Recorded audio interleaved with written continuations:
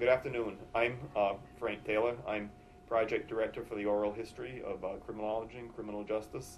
It's a joint project of the American Society of Criminology and the Academy of Criminal Justice Science. Today we have two distinguished scholars with us. We have George Felkins, who has recently retired from Claremont Graduate School, and we have Harold Becker from Long Beach State in California. They have been colleagues together for many years, started out together at Long Beach. Their careers have been long and distinguished. George has been a past president of the Academy of Criminal Justice. He was president, as a matter of fact, at the time when the standards were developed in the mid-70s, I think it was it not? Thank you. Today we're going to be discussing various issues that have occurred during their careers. And the first issue that we're going to speak about regards the program at Berkeley.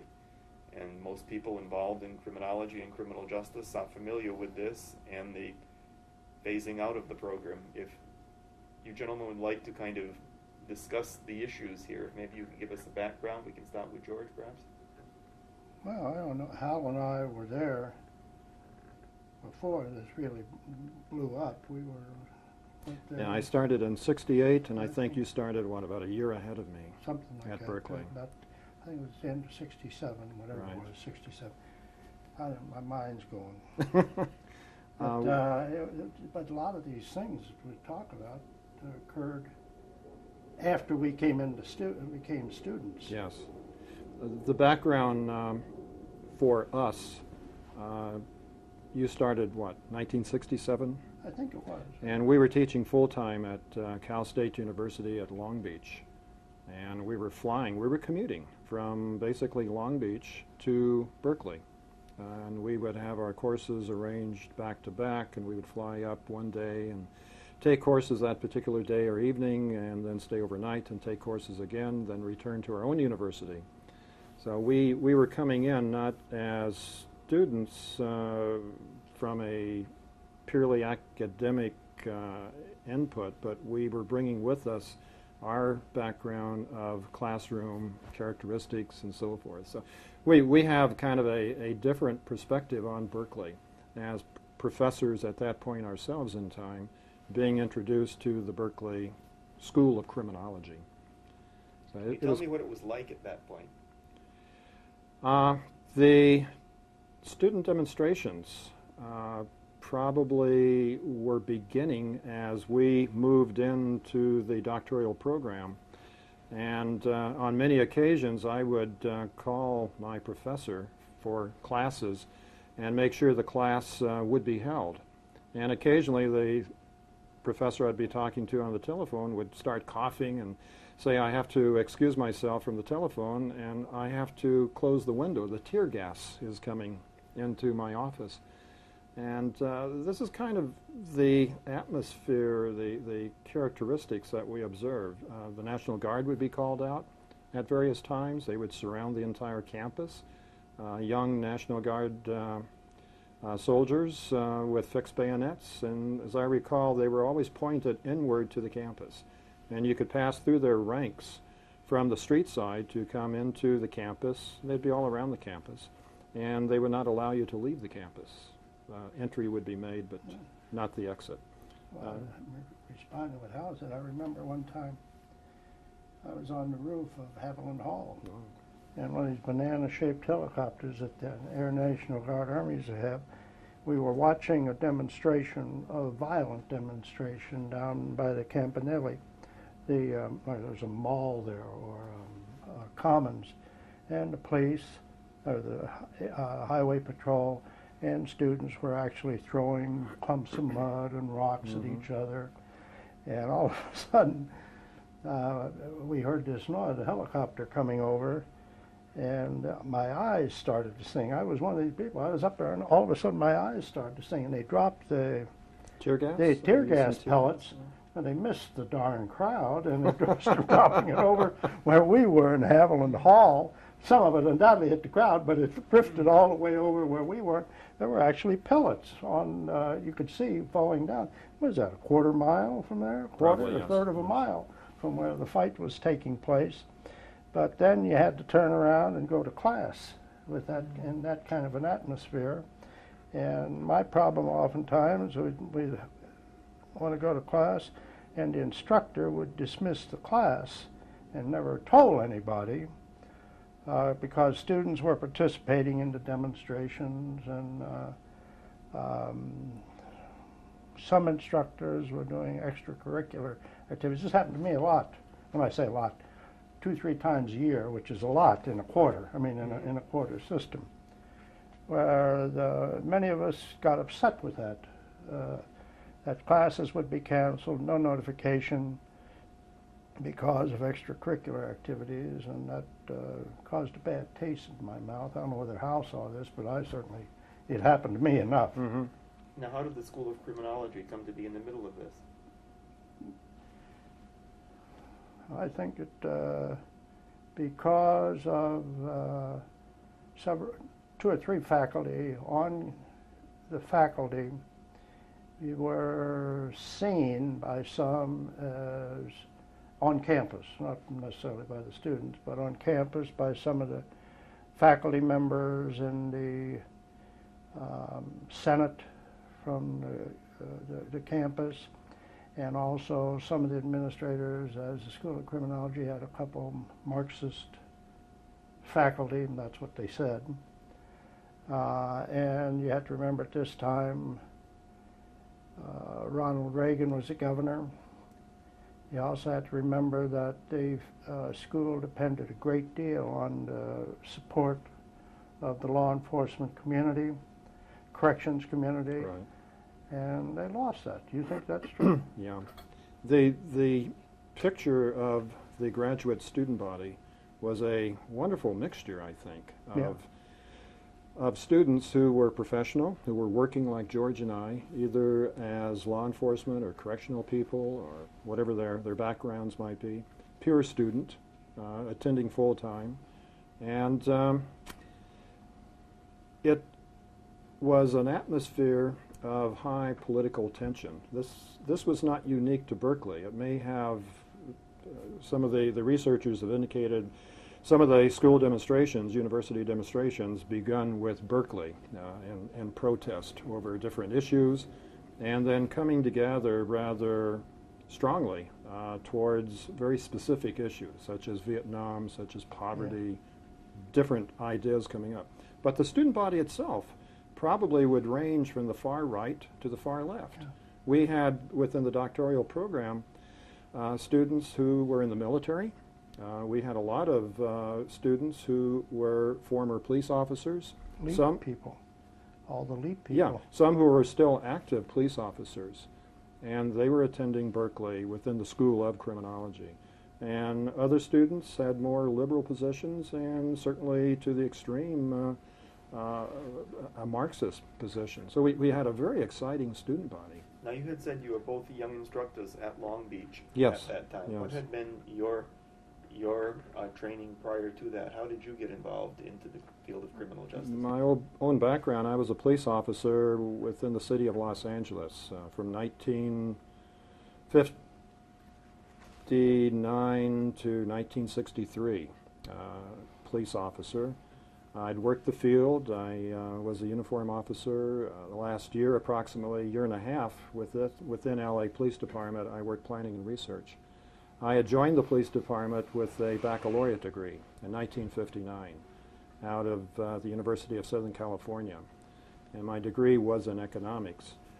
I came from a family, my father was a police officer, and I guess really a curiosity on my side. I was completing my baccalaureate degree in civil engineering at USC, and I became a little unhappy with the program within engineering, and I enjoyed economics, and I changed over to economics for my major. And I was still working as a field engineer during the summertime. That had been arranged under my civil engineering degree option previously. And I was downtown one day on my summer job, and I went over to the City Hall in Los Angeles and looked at the bulletin board, just through curiosity, and I saw a police exam coming up within several days, and they were still taking applications. So probably more out of a whim, I applied, and I was scheduled to take the written examination. And I had made up my own mind at any point where they said no to me, I would back off. And they did not say no. And within a few months, I found myself in the police academy. So it happened very quickly. And I was always interested in doing something else. I did not really plan to stay within the police service, but I thought it was interesting, and this contributed to my background. And I completed my master's degree at USC in public administration. At the same time that you were a police officer, Yes, you were doing during the courses? 4-year period. I stayed, my future wife and I were married shortly after I graduated from the police academy, so I did not go to school for a year. I was still under probation through the city requirements at that point in time. But then I went back to school within the public administration arena, thinking that my career would be in government, city management, something of that nature. And my advisor within my graduate program was Dr. John Kenny. And when he was signing off on my thesis, he suggested that I look into a position that was opening up at Long Beach. It was Cal State College. What was the proper? California State College. California State College. CSCO. Yeah. It had not been elevated to the university level then. And this was 1963. So, and again, I went through the procedures, and they accepted me with a master's degree, which they did in those days, to be an assistant professor. And then to do adequate within the position, I wanted to get the doctorate. And since I had a 2-year degree in engineering and a 4-year degree in economics and a master's in public administration, I really wanted something that would say what I was doing academically.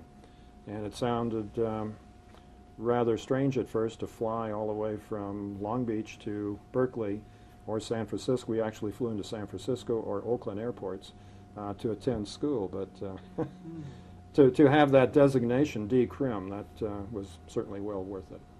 And your Well, I could background? say also how I bought an airplane. The money we spent on those flights. Maybe you should have. Well, it was, of course, you could fly there for $15 round trip, or $15.31. Wow. Yeah, it was a lot of money to us then. We were making $6,900 a year was my first salary. Yes. But I had my background basically. I spent 7 years in the Army. I was drafted during the Korean conflict, and I spent 7 years in the Army. I came out, finished my bachelor's degree in political science, and got a master's in political science.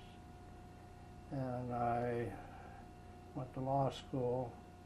I didn't want to be a lawyer. Well, it was a pretty good education, and so went to law school, and I came out and worked for the Federal Trade Commission for a period of time as an attorney investigator. And then I always during my time in the Army, I spent a number of years in counterintelligence work and in military police work. I was always interested in the police side, but I could never get into police work because of these and because of the hearing aids. So I did one. I've always wanted to teach. I was interested in the police world. I was interested in the academic side, and I applied for a job, I think, year after Hal at Cal State at Long Beach, and Hal was first or second professor, maybe second or third professor in the department, and I came on a year later.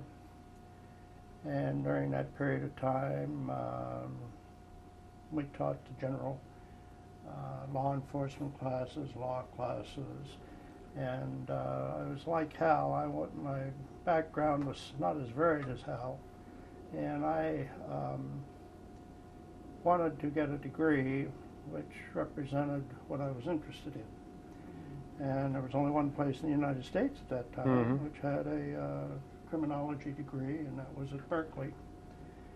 And I applied to Berkeley and was accepted there when this was a year, I think O.W. Wilson left the year before I applied, and Joe Loman was the dean, and I was accepted there and finished their program and went back to Long Beach, where I continued to teach for a number of years. But I thought the experience of having the academic experience, being a member of the academic community, and then going to school did much for me than if I would have gone student to get through the doctorate and get a job. I saw many things that displeased me, and I saw many things which were very positive. And the positive part was that there were people like Hal, there were people who were from the whole spectrum, political spectrum were there, and from the far right to far left. There were a lot of cops. There were from the old LEA LEAP program, where they took, under the first part of LEAP, where they took police officers from various departments in the United States and paid their way for, I think it was 1 year, the last year, till they got a master's degree. And we had officers from Chicago, we had officers from New York, we had people from San Jose. At Berkeley. Berkeley. And it provided a rich mixture of something I don't think you get today in many programs, because of the diversity of the faculty and the diversity of the student body.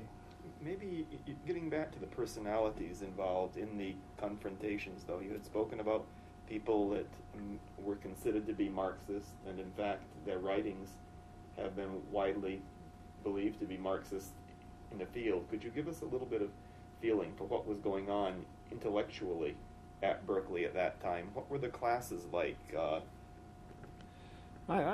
My impression, by that time, 1968, I had been teaching for 5 years. And Long Beach, if I might digress, go back to Long Beach, the department then. We were originally called Police Science and Administration. And the department had only been in existence 5 years. Yeah, well, 1 or 2 years probably, under Al Gurman. Oh, yeah, okay. Bob Guthrie was the chairman. When we came on, okay, yes. Okay. But Al Gurman created the Department of Police Science and Administration. And he came out of the Los Angeles Police Department. He had written speeches for Bill Parker, who was the chief of police for a long period of time in L.A. But Al had a very open and liberal perspective, and I had not been exposed to anything like that. So coming into the department, Al went back to full-time teaching, and another person came on to be chair of the department, Bob Guthrie. And Al was on the department, within the department, and Bob, and I think I was the third member at that point. Price. Carol Price Carol was, Price, okay, yeah. I was the fourth member, then you came on as the fifth. And within our department, we were exposed to characteristics that we had not, at least I had not, been exposed to in the past. I had been in the military service and the schooling and so forth, and within the police department, which is basically conservative and political opinion. So it was a growing experience for me. Then going to Berkeley, that was another adjustment period. And I found it to be enriching, exciting, all kinds of opinions. It was not a straight avenue of dialogue. It was very exciting in the classroom. When we would have a seminar, at least in my seminars, tremendous dialogue taking place. And in what way can you elaborate a little bit more on this? Okay. To me, I found it from a faculty position, already being committed in another university, I could take away different perspectives, different points of view. So some of the reinforcement for my own faculty at Long Beach, and then the characteristics that I was being introduced to, I could play a role to bring information from my students in the classroom at Long Beach. And in those days, we had approximately 60 students. We had a quite large undergraduate program. So our courses would have approximately 60 students, a lot of them returning from Vietnam. And within the classroom, I can recall some of the students bringing in their dogs into the classroom, and smoking was allowed in the classroom, and monkeys on shoulders would be brought into the classroom. And so even within our environment, it was quite different. It wasn't the biggest issue was guns. Yes. Remember? Yes. Guns in classrooms. Officers, some police departments had a requirement you had to carry a weapon. These are the working police officers. Yeah. So we had an extreme number of students from the far right to the far left in our own individual classrooms. So by going to Berkeley and being exposed to all of these activities going on, the political, the philosophical, bringing this back, I think it enriched my classrooms. And if I found that the class was not moving in one direction, I could put myself in an opposite direction and try to bring more information from the class itself. Now, many people have blamed the problems that occurred at Berkeley on the shoulders of Tony Platt, and I'm wondering what your perception of this is. Did you take classes with Anthony? No, I never did. I did not have a class with Tony. His name was constantly being bannered about. You knew about Tony Platt, and I'm not sure how much was rumor and how much was factual. I do. Okay. My name was on a list to take one of his classes one time. It was struck off the list. Now, I didn't strike it off. There are certain people went to those classes, and there were certain ways you got into those classes, I think, because most people that I never had him for a class, although I did sign up for a class of his.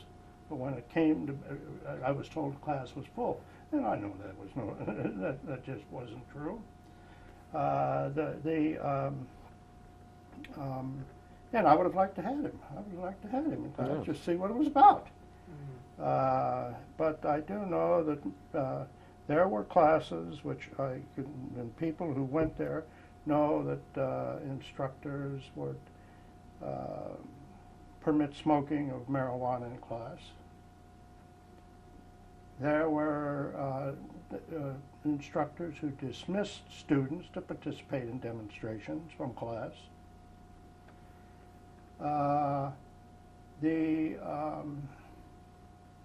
My only regret was that one of my regrets was I couldn't have been into those classes to see what was happening, because I never got in. And I think it would have probably been interesting, but we had some superb instructor, or at least I did. I thought there were some excellent instructors there. I think old Ed O'Neill. Yes. And Gordon Meisner, very good instructor. Who was the former chief of Berkeley Police Department? What was his? What was his? Folsom. No. He was on your. Yeah, he was on my committee. I can't recall his name. I can't recall. I'll think of it. A former chief of the Berkeley Police who had been under August Vollmer.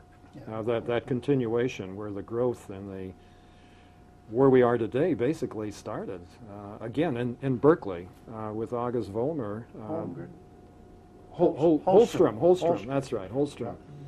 And Jack Kinney had been on the police department in Berkeley under Holstrom, who had been under August Vollmer.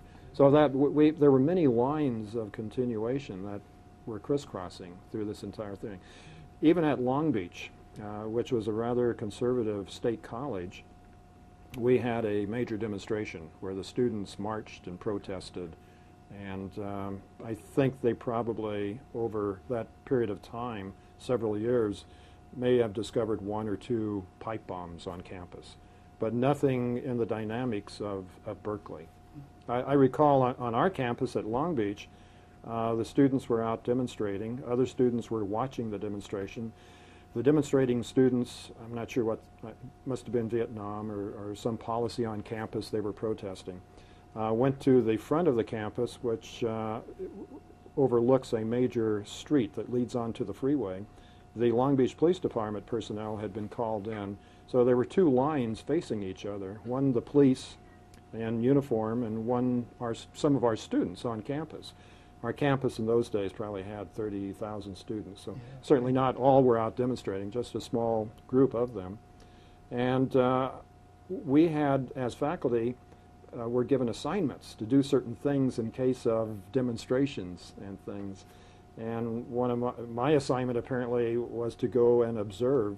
So I was up there looking at things, and I could look across to the police line, and there were some of my students. And I could look at the students, and there were some of the students of my students at the present time in the classroom. I walked from the student demonstrators over to the police and talked to some of the students that I had there, and asking, is this really going to get serious? Can we kind of push this down? This is before crisis intervention and some of these other popular phrases came into being. And then I came back to the pure student side and talked to some of the leaders there.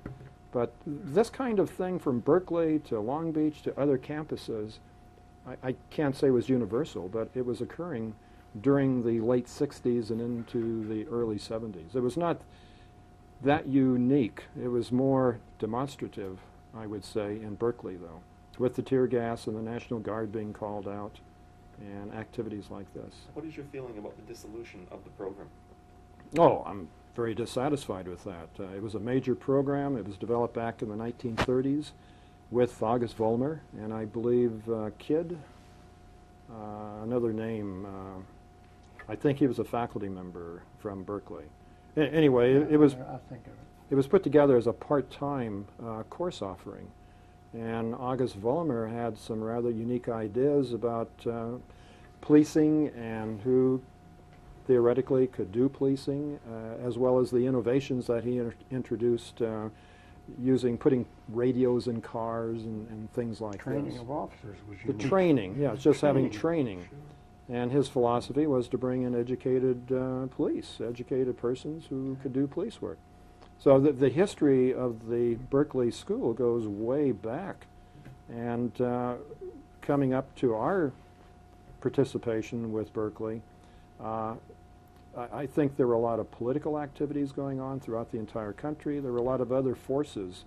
And certainly the political position in California with the current governor at that time, Governor Reagan, was instrumental in dissolving the School of Criminology. I think a lot of it had to do to how we were not welcome on campus. From everything that I heard, there was, and subsequently have heard, and have seen letters to this effect and reports to this effect, that there were numerous faculty on campus from other disciplines who didn't like the idea of having a professional school on Berkeley campus. Awarding of a doctor of criminology was foreign to many of the traditional faculty. And I have read reports that a number of the more traditionally oriented faculty did not like the idea that they were training cops on campus. Mm-hmm. And that wasn't true totally. There were police there, but there were a heck of a lot of other people there too. And that had to do because the whole issue of this, the issue of Tony Platt was merely the head of the issue. And when President Kerr the question came up whether Tony was going to be awarded tenure, I believe, going to receive tenure, and I believe it was turned down once at the president's office. And that became the cause, or one of the major causes for the demise of the school, and at least the way I read a lot of it is, the fact that the faculty did not support the School of Criminal Justice, the School of Criminology, and there was a lot of political influence too. But I think, Hal, that at least that's what I've read, and I've had people tell me this who were on the faculty, that a certain coterie of the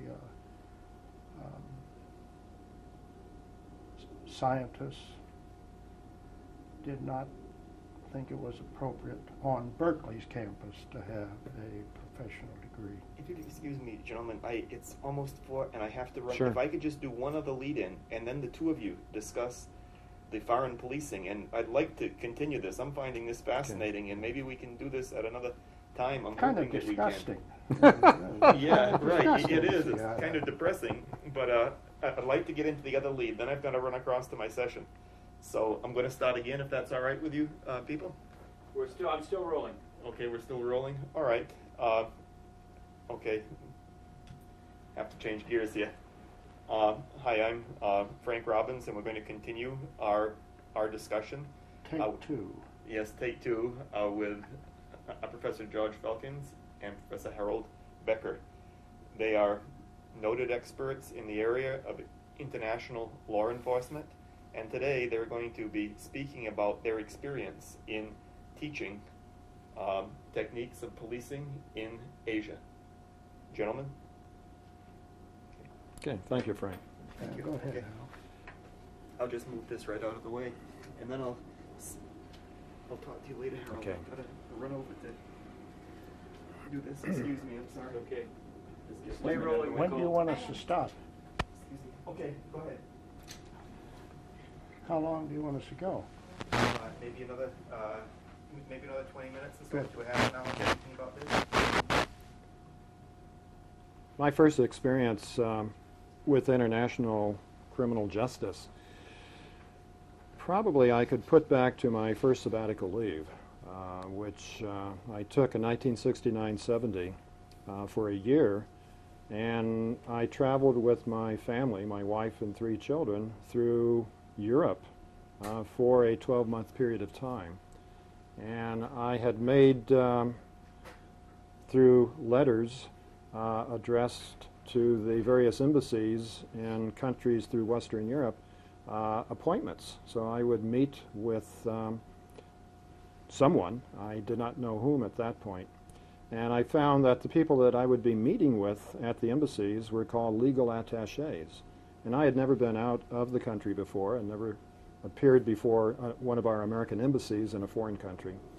And my first very experience with the legal attaché, in those days, in 1969, one could enter any American embassy or consulate without any difficulty. There would be a Marine Guard, but not the security measures that we have today, as in 1996. And I was told when I would enter the American embassy where the legal attaché would be. I would take the elevator, go to that location, and introduce myself, and we would talk about criminal justice in that particular country. And I would ask for assistance in making connections to the local police, policing being my interest area. And the first time that I met with the legal attaché, I observed a picture of J. Edgar Hoover on his wall in the background. And J. Edgar Hoover, even in 1969, there were some questions about J. Edgar Hoover, and I made a rather negative remark. And I was told very quickly, concerning J. Edgar Hoover, and I was told very quickly that the legal attaché is an FBI agent representing the U.S. government in whatever the foreign country might be, and I was rather dressed down rather quickly. But with that first sabbatical leave and the various introductions that were made very wonderfully by many legal attachés, I then developed a program back at Cal State, now University, in the Department of Criminal Justice to take students abroad. And the students would pay their own expenses. They would pay for unit credit, and it would be like having a course held on campus, but being uplifted and taken to a foreign country. And the first country that I became very interested in was Sweden.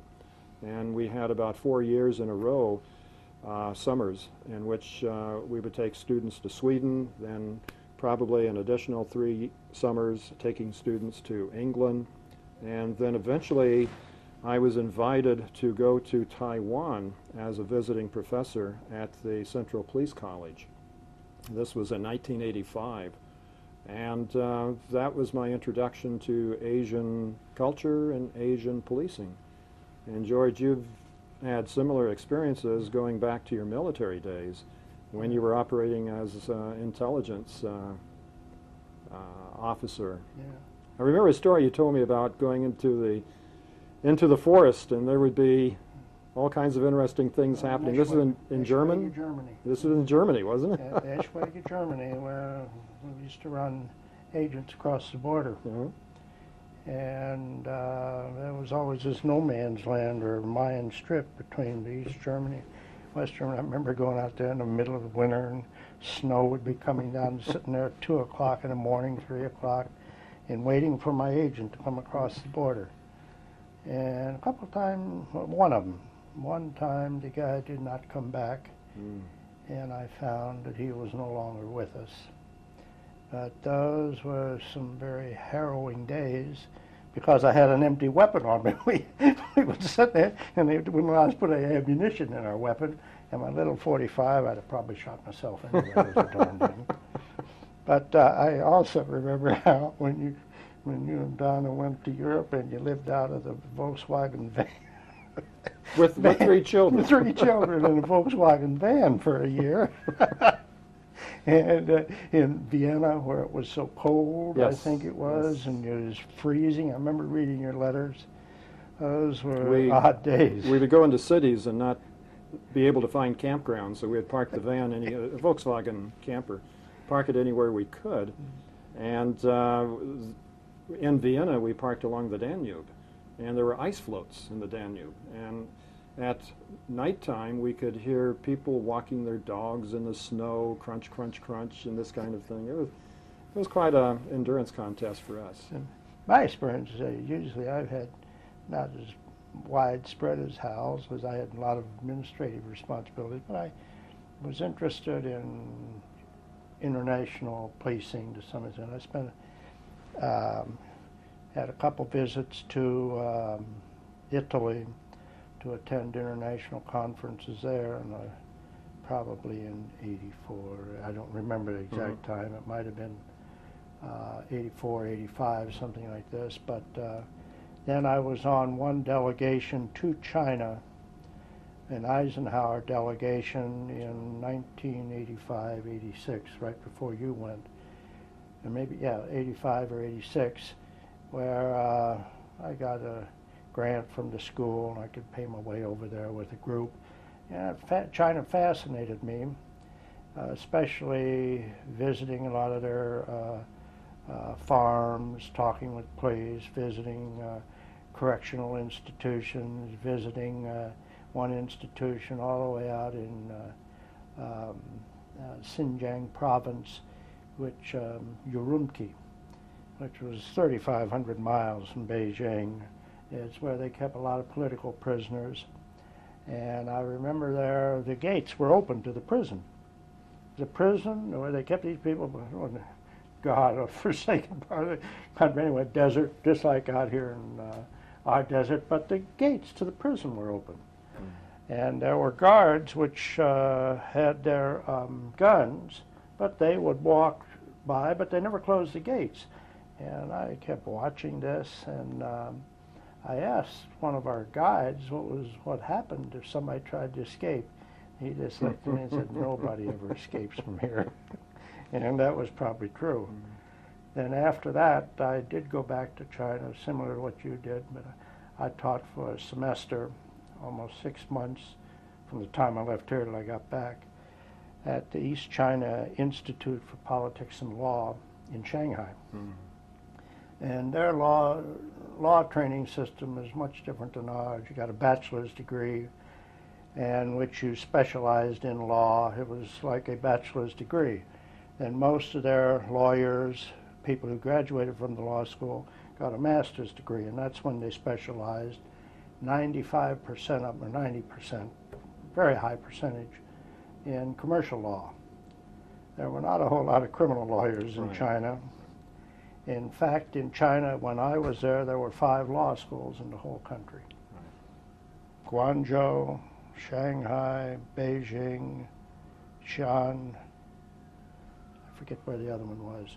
But at that time, one of the people told me, one of the professors at the school, there were only something like 10,000 lawyers in all of China. Yes. Very small number. And my experience was teaching kids, and mostly they were all master students. Most of them spoke very good English. Then I had a couple classes with the faculty, wanted to learn about American criminal procedure, and that was my experience in China. Mostly it's similar. It wasn't similar to yours, but you had. But all I can remember how it's been always cold. Yes. I went over to Taiwan January 1st, basically, 1985. And altogether I spent about 8 months before I got back to the United States. And in January, February, it was extremely cold. And they put me up in a hotel, a guest hotel in the city of Taipei. And very little warm water or hot water. I realized later that within the hotel system, so many rooms would be hooked in with their water supply to a heater that would be stoked by coal outside, sitting outside. And the fellow that would put the coal in and light it up would only do so at certain times of the day. So you had to, and not being able to speak the language, I would have to, by trial and error, determine when this person would stoke up the furnace so I could take a bath or wash my hands. And finally I decided the best thing to do, once I figured out the schedule, would be to take a bath and get in the bathroom, put clothing under the door to keep the steam in, and then soak in the bath as long as I could. But the bath water would first be very brown, and it would have to run for about 5 or 10 minutes. And then the clear water would come. Then I would try to capture that. But by that time, it would start turning cold, so I'd have to turn the water off. But the steam and the hot water, then I would, after staying in there as long as possible before the water cooled off, then bundle myself up and go to bed. And this might be 2:30 or 3 o'clock in the afternoon. I'm going to bed.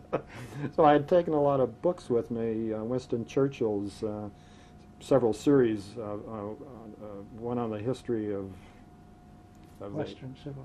Something like that, Yeah, English-speaking countries or That's something. funny. And I would read, I think I read through that. There were about 4 books in the series, and I think I read through it 3 times.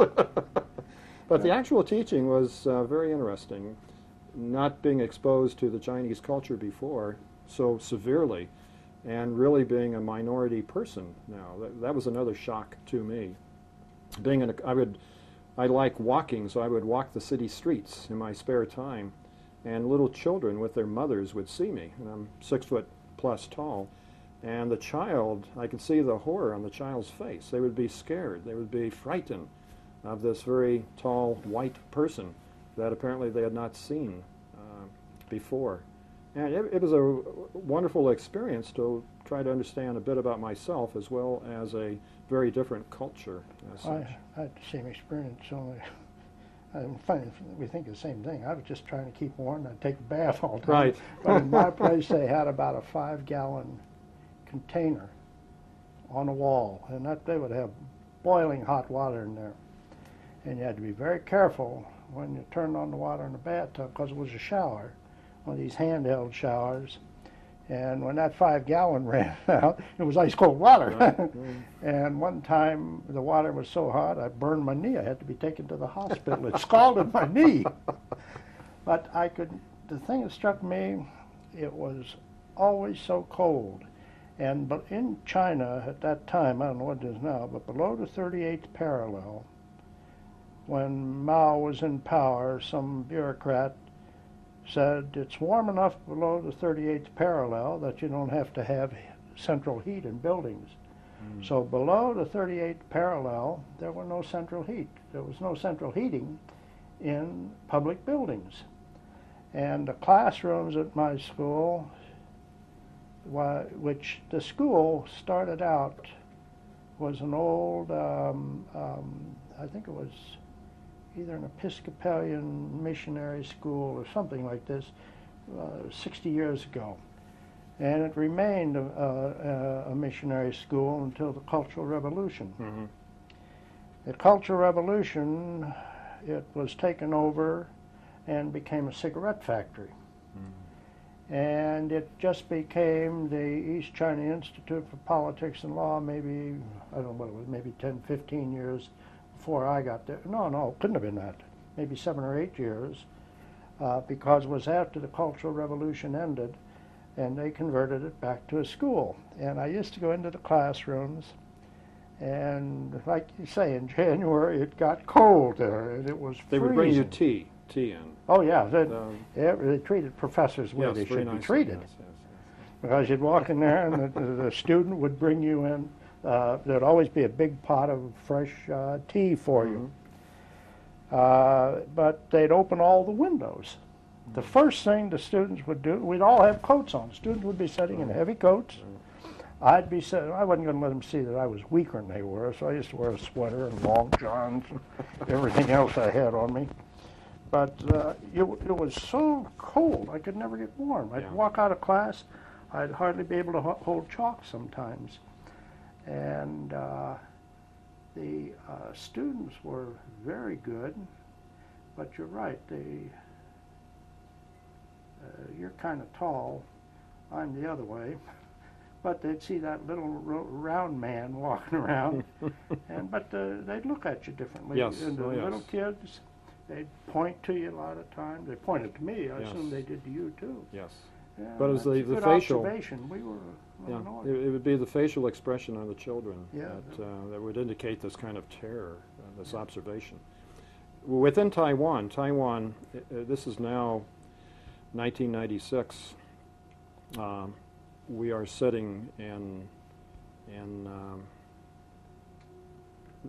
Las Vegas, attending a conference, and the end of March, middle of March to end of March, the mainland Chinese, the People's Republic of China, having military maneuvers off their coast.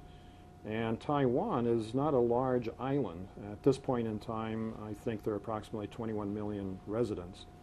And it sits a little bit more than 100 miles off the coast of China. In 1949, Chiang Kai-shek and other members of the Kuomintang, the legislative body, and other probably wealthy individuals managed to escape from the takeover of the communists and came to Taiwan. So from 1949 basically up to the present time, there has been a developing process in Taiwan, and there's a greater feeling of independence that has been taking place. And within the police of Taiwan, the Central Police College was started by Chiang Kai-shek in the 1930s back in China proper. And the idea of training their police was rather unique, and having an academy, a college per se, to be involved was much earlier than we in the United States doing anything like this. So the Central Police College, when I arrived there in 1985 in Taiwan, was located halfway between the city of Taipei and the airport, major airport, international airport. And it was in a rural area, Taoyuan. The students would compete, young men and women, high school students would compete for admission into the police college. And it is a formal baccalaureate degree offering institution. And it has this history going back to the 1930s up to the present time. Now it is offering not only baccalaureate degrees, but master's degrees and doctoral degrees for their police. And student competition, very small percentage of the students will be accepted into the police college, and they, if they're successful 4 years later in graduating, they will become lieutenants. They will be inserted middle management police, which we have debated certainly during our career within academia. Should we do this? Should we not do this? They have done it, and there are several sub areas of responsibilities that a student can participate in. They have different forms of the police system. The ordinary uniformed police is the primary one, but they have political police and they have other kinds of police that are graduating from this institution. And I think we can learn a great deal from an international perspective, not only looking at the Chinese, be it in mainland China or within Taiwan, and seeing what they're doing and borrow some of their styles and techniques. That was my interest in going into comparative criminal justice. In the mainland, they were, my last time I was there, only a couple of years ago, they started when I was there they were starting a police university like they had in Taiwan. And I don't know how it worked out, but it was in Beijing. I visited there a couple times, but it was just in the formation stage, basically, where they were doing similar what you were doing, or what they had in Taipei, was that they would offer a bachelor's degree, and these people would become officers in the police department. I assume that was a lieutenant in the uniformed police. They had a command college in Beijing, where they would bring people from all over the country. And I suppose a couple times when I was there, part of my experience, which I thought was great, I got to go to about at least, I think it was 5 universities throughout China and teach. I went up to Beijing a couple times, well, 3 or 4 times. And then I went to Guangzhou, Canton, old Canton, Guangzhou, and one time to Xi'an, and several times to a very good university in Shanghai, whose president was a graduate of MIT, a female graduate of MIT, and taught out there. So the experience was superb, but it was, you got to remember, only only the very top people ever got into their universities. Only the very top people got into the master's program. And when the law students got out, they go out for a job. These people had a job where they were assigned throughout the country. When they graduated from law school, some went to the trade ministry, some went to the customs office, some went to, a few went to their, what they call it, the internal security offices, internal police, and national police. But they had no choice at all, or else if they didn't like it, they could quit and go back working on a farm, a lot of them. But the experience of teaching these people and being involved with the culture, which in many ways was suspicious of Yun, I assume it was the same way in Taipei. Probably less, but yes, but question marks were always there, yes. I remember my wife, I had to take certain pills, medication when I was in China, and she sent me a package of little pills. It was opened when it came to me. My wife would send me packages occasionally, and they wouldn't be open, but I'd take the packages and discard them like we do.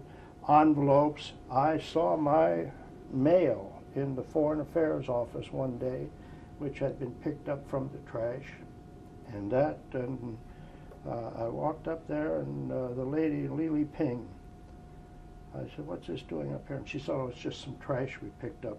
Well, my letters and my packages. And I always had the feeling that we were under surveillance of some type.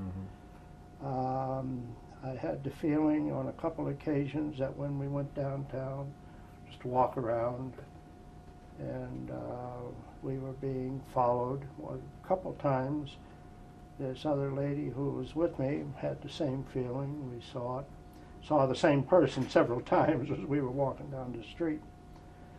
But it was the society. It's a society conformity. That's what the students had. My students everything was conformity with them. Yes. I never had that feeling of being observed. Taiwan is a very open community, and the local residents can fly off to wherever they want to. There's no restriction that way. And they have a lot of tourists coming into Taiwan.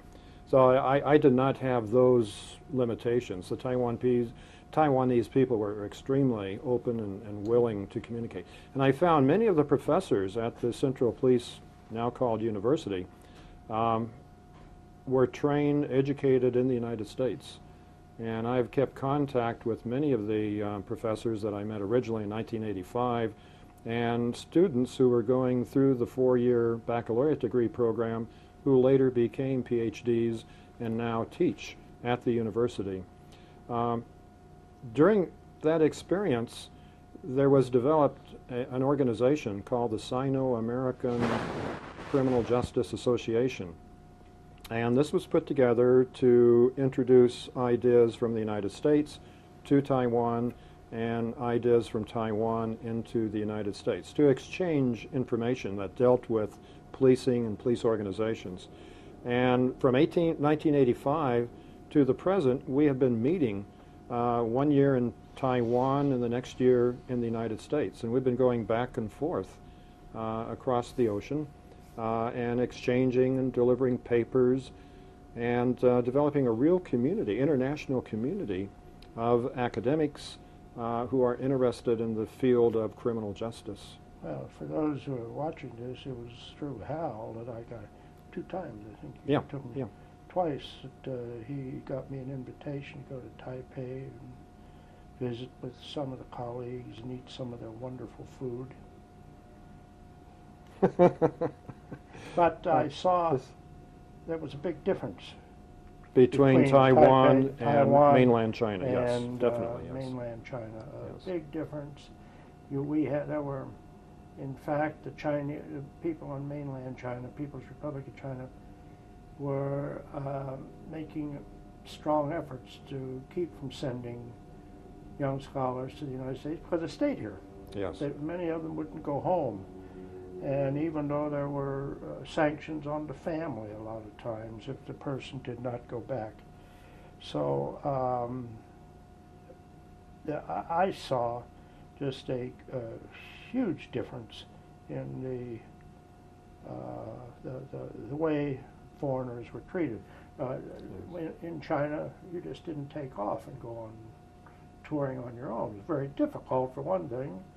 And the guides had instructions to keep you all together. You couldn't, well, in fact, several times I went out at night by myself by the airport in Shanghai, and I was stopped by police officers, asked them what I was doing there, and I told them that I was having dinner with a group of people at a restaurant near there, and they said, well, you should go back to them. And I think they were nice to me because of my white face. No other reason, because there was this constant surveillance, which I sensed. It's not the kind of thing you could see, but I sensed this probably much more new. And Taipei was a fun city. Yes, it was very open and very democratic. Within Taipei, within the entire island of Taiwan, there is constant, from my experience from 1985 up to the present, constant feelings about being invaded, warfare, possibly from the mainland, but from any other source. And young men are in the Army from a very early age to, I think, about 45 or so.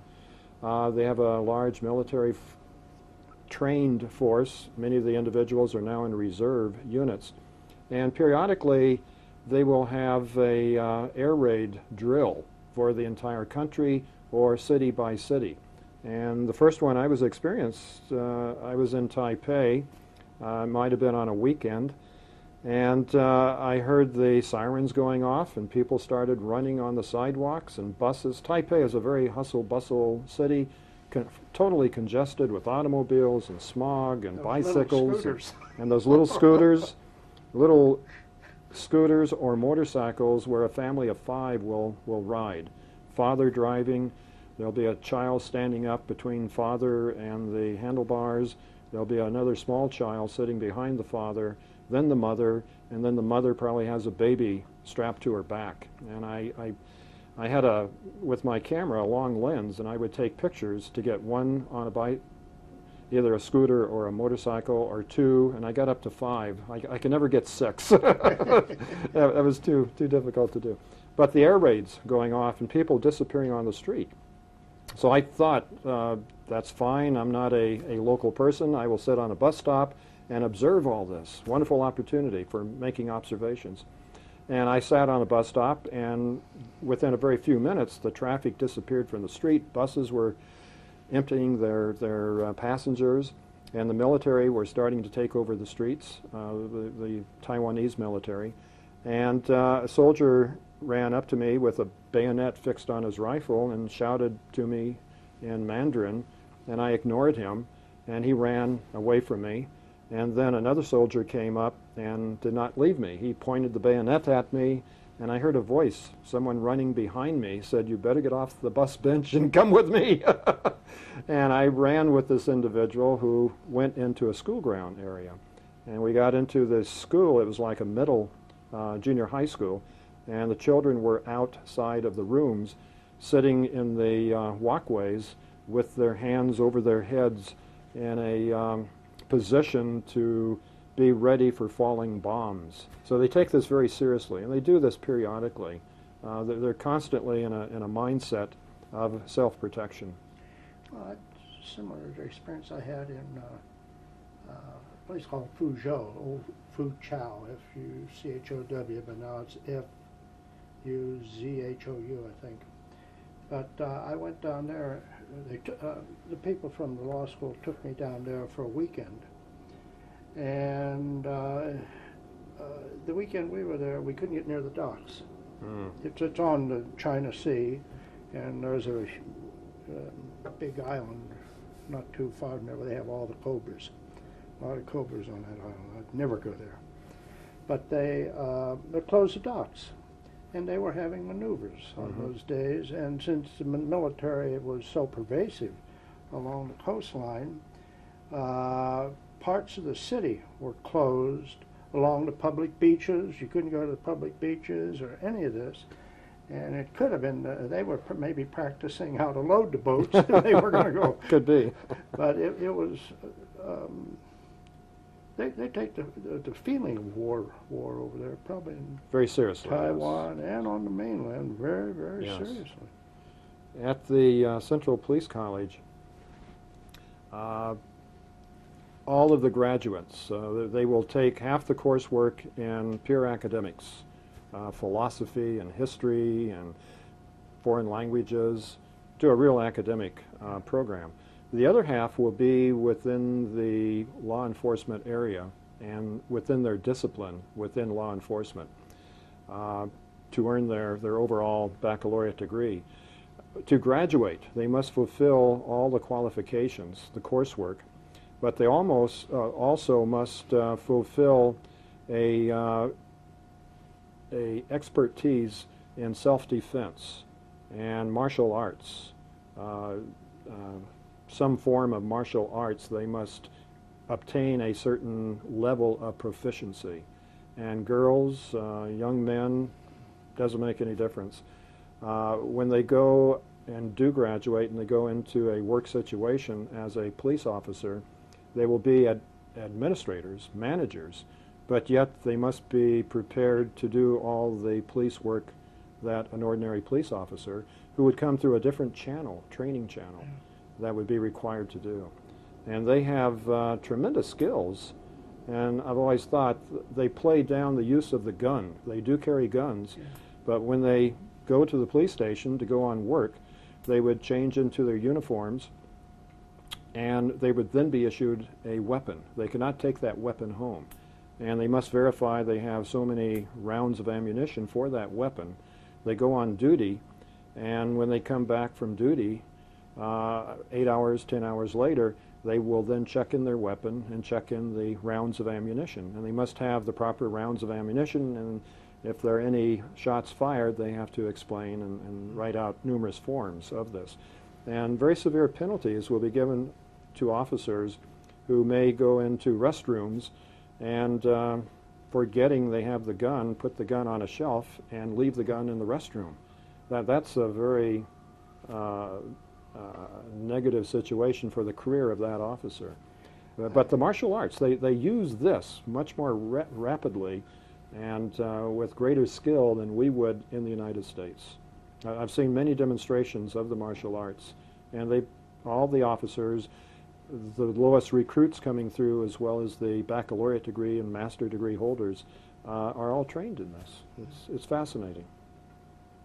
But I don't know.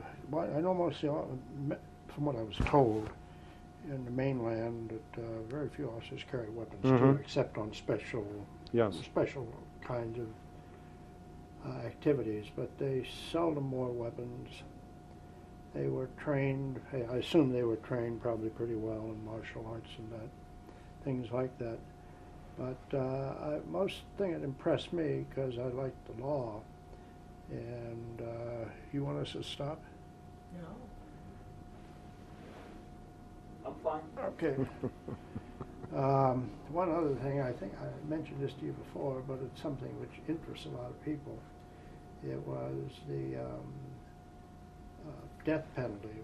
I wrote a paper on that, and became a chapter in a book. But it described an incident which I saw. And that we read about the wall posters, Chinese wall posters, how they get information out. And in China, the death penalty is something which is unique in their punishment. They have prisons. But one day, I was walking with my interpreter, and we saw on a wall. They were in a wall in the law school compound. And I wonder what they always wanted to do in the United States if you had to go through an armed gate to get to school. That's what they did. Inside the gatehouse, they had a rack of rifles sitting there. The guards, they'd have guards on the gates. Only authorized people could get through the gate at our place, at the East China Institute of Law. And as an amusing side, the way they recognized my name, I don't know whether to tell you so, everybody who went in there had a name tag written in Chinese. And I put my name tag on my overcoat when I'd go in and out, and I'd notice the guard snickering. And I had the darn thing on upside down. Didn't know the difference. And they went up and got me, he turned it around and smiled at me. But I had the thing on upside for a couple of weeks. But we were out with this interpreter, and we saw on a wall a wall poster. I asked him what it was, and it was an announcement pasted on walls all over the city of Shanghai. And there was one in the law school, too, on the wall not too far from where I was living. And on this poster, I asked him to interpret it for me, and it was an announcement that 19 people had been executed by order of the head judge of the Shanghai district at a military base, just I forget whether it was a couple of days, 2-3 days before, but it's Chinese law. After an execution takes place, it's announced to the public. And on this placard, which is like a big heavy piece of paper with glue that they put on a wall, and on the back of this, on the placard, it has a name of everybody who was executed. And I think, if I remember correctly, there are only 17 entries because there were 19 people. I have to look at it. It's been a long time since I looked at it. But 19 people were executed. And after each name was a sentence or two telling what the crime was, how it was committed. And the crimes range from murder to rape, money speculation, severe attacks, maiming people. One person had been a long time, I think he had acid thrown on him, and then he took some scissors and stabbed the person who had acid thrown on him, and this person didn't die, but it was horribly disfigured in this. But there were 19 people, And this order was signed by the chief judge. And after that announcement was put on, or after my interpreter and myself went out at 2 o'clock in the morning, scraped this off of the wall, and I carefully folded it up and put it inside my bag, inside some loose flaps I had there, because he said he could get in trouble, and probably I could get in trouble if they found it when we were coming out of the country. But I brought it home and I use it in some of my classes. But what happens there when the execution takes place, do you know who does the executing? No. The bailiffs in the court.